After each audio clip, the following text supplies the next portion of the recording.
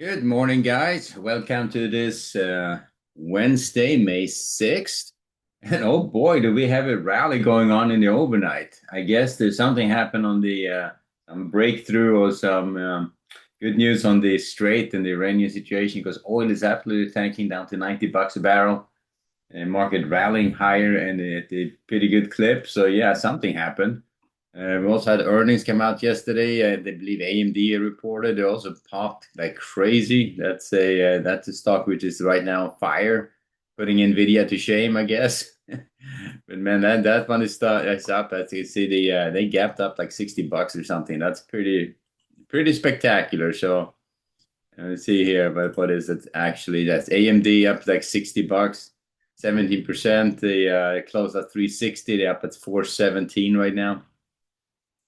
You have some other stocks they're popping pretty good as well. But yeah, so it's risk on, I guess, in a big way. So that's how we get started this morning. News we have ADP. We had the mortgage apps come out early on here. They were a little bit to the downside, actually, kind of weak.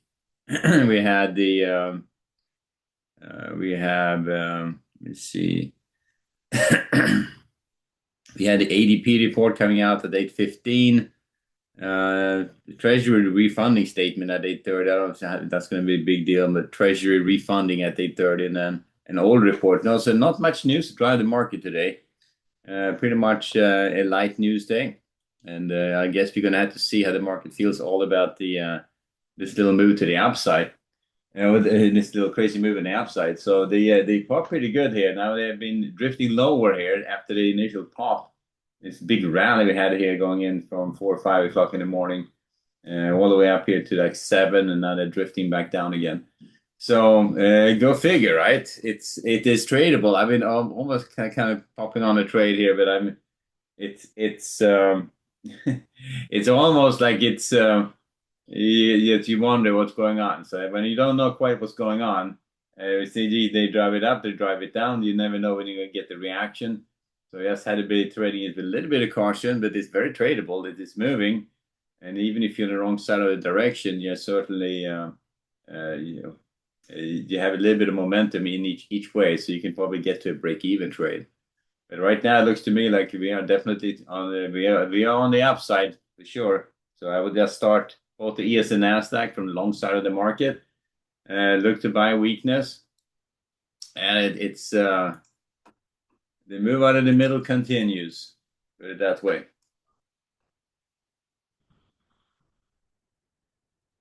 So we were here. We had a little stall day right there. We never got to. I thought we had a shot here at going into stage three, but no, they looks like they just taking another leg higher, and they up to the 7340 right now, and heading higher. So that retest we talked about, potential retest failure setting up on the ES, and it was either that or they're going to bust through it, and they busted through it, and they're news driven, earnings driven, and also of course the Iranian situation driven. So they've got plenty of stuff going on there to move the market higher now. That's the big caveat that the Iranian situation could just be a positive headline. Market's going to be doing the knee-jerk reaction. What it really means, we'll find out. But it's, you know, I'd take those with a big grain of salt. So we can see good retracements on oil here as the markets are kicking in, depending on how the market really interprets what happened. So knee-jerk reaction versus reality setting in on when it comes to oil and that Iranian situation for sure. When it comes to the earnings, those are real, those are happening, and market stocks are trading higher. It's definitely a risk-on environment right now for most of the stocks. A pretty good scenario going on there. So stay on the long side. We have very light volume to lean against. So right now, looking to buy against the 7320s, 7305s, 7295, 7285s. So these are the three areas. So I would look key in on these three. If this whole move to the upside is going to get reversed, these three are not going to hold. If they hold, if they come down the here and try retesting these levels, the 7300s, it's 73 to 7305, it's 7295, 7285. These three levels of support. If they hold, we are definitely on our way. Still, we stay on the long side on this part. We may not even get that far down to test the London low, but when it moves like this, I would not be surprised if that happens. Not be surprised at all if we get a move down here to test the 7300 reverse retested. And if it holds, we are just holding the range and heading back up again. So I would look to buy against these levels all the way down here to that 72.85s. Below that one, I'll take off the long bias and go back. A range bound at that point, we backed off too much. So that's how we get. I'm not going to be aggressive on the short side. I'm not even going to address the short side right now. There could be short trades intraday, depending on what you're looking at. As you see right now, definitely short opportunity when it retraces like this. But as you see, you have a little burst of activity, then you get a pretty good retracement on top of that. On top of that, so that's the one you want to get short on if you're thinking it's going to go lower. Trying to hop on the momentum play, it can get you into some trouble because these bars are pretty big. This last bar is 36 to 43, so that's 8 points. So it's 5, 6, 7, 8 point bars in the overnight. That's pretty good. The Nasdaq, same story there. Pretty good move to the upside on the Nasdaq. Those the levels on the Nasdaq to get long. I mean, you can see how this guy is absolutely on fire. So they are just shooting straight up. They are absolutely straight shot to the upside, and they just we are just up here against in price discovery 28,400 right now. So I would look to buy weakness against the 28,400s, the 320, the 310s, the the 240s, the 180s down to that 130s. If you start taking out the lower end, of the range here, the London low and the session lows, I would start worrying about the short side. But as you can tell, we don't have much to lean against. So when it bursts up like this on the Nasdaq, it's just a pure momentum play to the upside. So getting long, see if you can stay in a long trade would be good. When it's volatile like this, you can easily get just flat out shaken out of the market as well. So it could be very, very dicey if you wish. Now oil was all the way down to 80, 88, and they're retracing back to 94. So there's some action going on oil for sure. That's moving like crazy right now. So it's very difficult to trade oil like it is right now.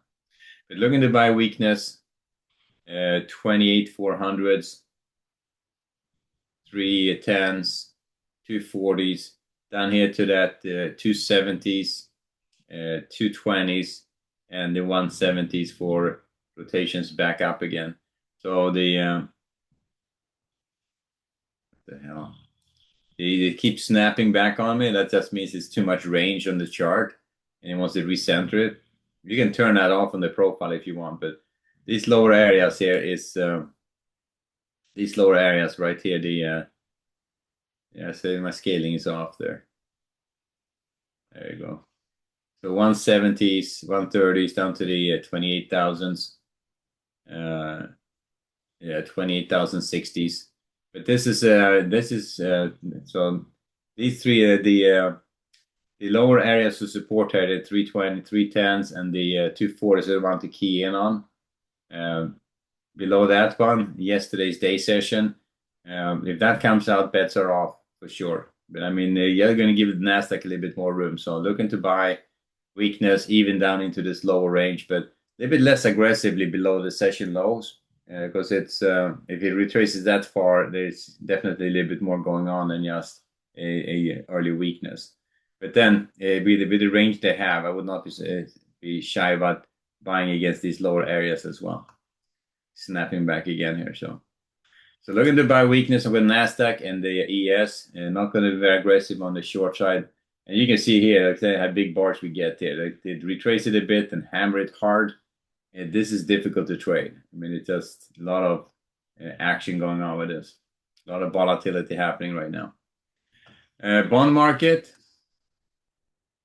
A day like this could also be a day that even if you don't get very nice runs, it starts getting sloppy. I would just stay on the sidelines.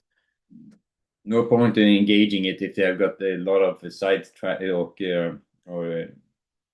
a lot of curveballs coming at you. It's It's usually just a recipe for getting yourself chopped up. If you find good trade location, or be very selective on your entries, and you have a good shot at doing it. But you just have to be very, very selective on what you do with that. On the bond market, they popped pretty good to the upside, up 13.28 right now. So definitely price up, yields down. And I would stay on the long side on bonds right now, looking to buy weakness against the 1308s and the 13s. Below 13s, I'm taking off that long bias. So a pretty good pop to the upside here. Let's see if they're going to retrace more than that. So if they trade below the 113s, we're back range bound again. But that's how I get started on the bonds.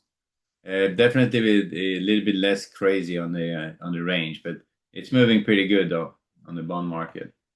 On the crypto side of things, so they're looking to buy weakness on the bonds, not going to be very aggressive on the short shot on the bonds at all. On the crypto side, as you can tell, it was absolutely going nuts. So silver moving like crazy. You can see how gold is just going crazy, moving a lot. Here you have oil on the bottom, trading from the 88 all the way up to 94. So a lot of range going on this guy. I did a couple of silver trades in overnight. Very frustrating, I have to say. As I tried a short trade on the retest up here, I got high ticked on that trade. I tried a long trade when it started trading higher, and they ran it lower like this and low ticked me right to my freaking stop, and then skidded me a bunch of ticks, and then it took off like this. So I'm just thinking, like, is someone seeing the book here or what? That felt very much like, yeah, why do you find it? You went right to my stop twice. That's just, and it's just plenty of volume here. So I'm gonna have to relook at this thing. That was like, are you kidding me? It ran right down there, knocked me out, and then took off like that. That was one of these. That's I kind of say, okay, I'm not touching it right now. So anyway, that was a crypto. So, but as you can see, it when it moves, it moves. You want to be on the right side of that move. That's the thing. But both silver, gold, oil moving like crazy on the crypto and the Coinbase side. All right, back to the ES and the Nasdaq. Okay, big moves right now. A little flush to the downside, right down to the mean. What is the Nasdaq? So this little grind to the upside, accelerated to the downside a bit. Let's see if we're going to find some support. Let's see what happens with it. Alrighty, guys. So that's how we get started. Let's see if they can hold on to these gains. How much, if there's something else going on behind the curtains. But definitely stay on the long side right now, at least to get started. And we'll see you reassess again here about 11:30. See what's going on with it. All right, guys. We'll wrap it there. So good trading, and I'll see you back at 11:30 for the next update. Later.